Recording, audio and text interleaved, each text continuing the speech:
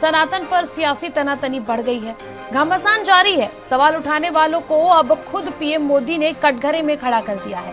मध्य प्रदेश के बीना में एक जनसभा में पीएम मोदी ने कहा कि सनातन पर सवाल उठाने वाले से बहुत सतर्क रहने की जरूरत है। आप हमारी रिपोर्ट देखें।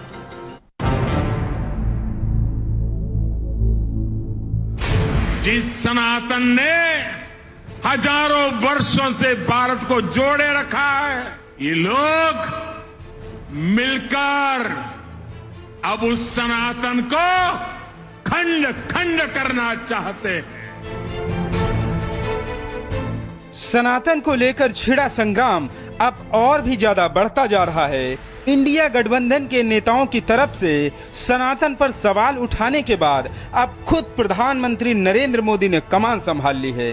सनातन पर सवाल उठाने वालों को पीएम मोदी ने इतिहास की याद दिलाते हुए जमकर खरी खोटी सुनाई। मध्य प्रदेश की एक जनसभा में पीएम मोदी ने विपक्ष पर सनातन का अपमान करने का आरोप लगाकर इंडिया गठबंधन के नेताओं पर जमकर निशाना साधा।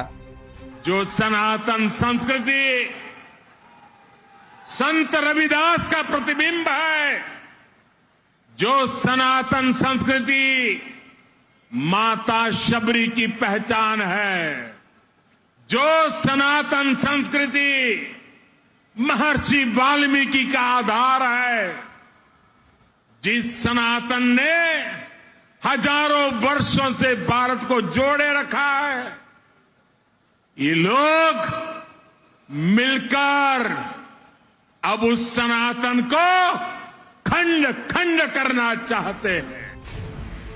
पीएम मोदी ने कहा कि सनातन के मानने वाले देश के कोने कोने में हैं और सनातन इस देश की आध्यात्मिक पहचान है, लेकिन इंडिया गठबंधन के नेता जिस तरह से सनातन का अपमान कर रहे हैं, उससे उनके इरादे साफ साफ पता चल रहे हैं। विपक्ष के लोग सनातन का अपमान करके फिर से गुलामी के युग में ले जाना चाहते हैं।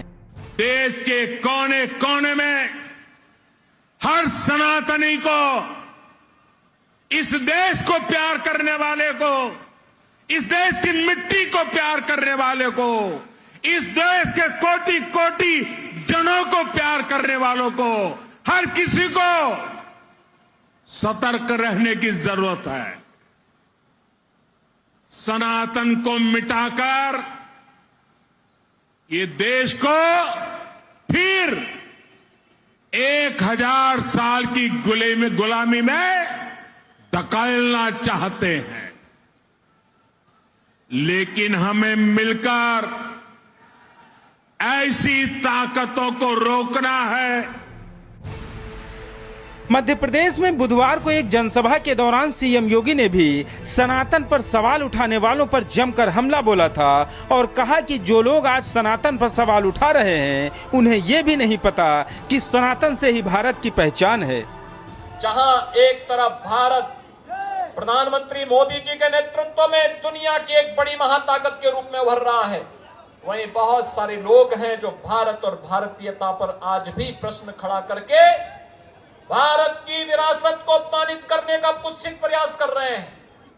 वे लोग विदेशी हुकूमत को, विदेशी आक्रांताओं को आज भी अपना आका बनना चाहते हैं। भारत के आध्यात्मिक सांस्कृतिक परंपरा को आगे बढ़ाने वाले महापुरुषों के प्रति, स्वतंत्रता संग्राम सेनानियों के प्रति सम्मान और गौरव की अनुभूति हर भारतवासी के मन में होनी चाहिए।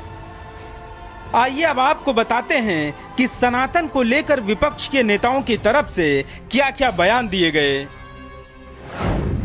उदयनिधि स्टालिन ने कहा था कि सनातन को डेंगू और मलेरिया की तरह मिटाना है।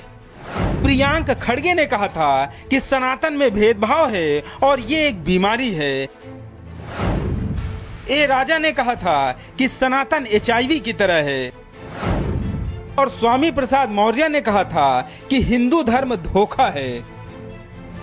सनातन पर सियासी संग्राम अपने चरम पर है। एक तरफ से सनातन पर सवाल उठाए जा रहे हैं तो दूसरी तरफ से उस पर पलटवार किया जा रहा है। चुनाव का मौसम है, जनता सब देख रही है, लेकिन जिस तरह से चुनाव में धर्म की धमक सुनाई दे रही है, उससे यही लगता है कि सनातन पर छिड़ा संग्राम अभी शांत होने वाला नहीं है। ब्यूरो रिपोर्ट, भारत समाचार।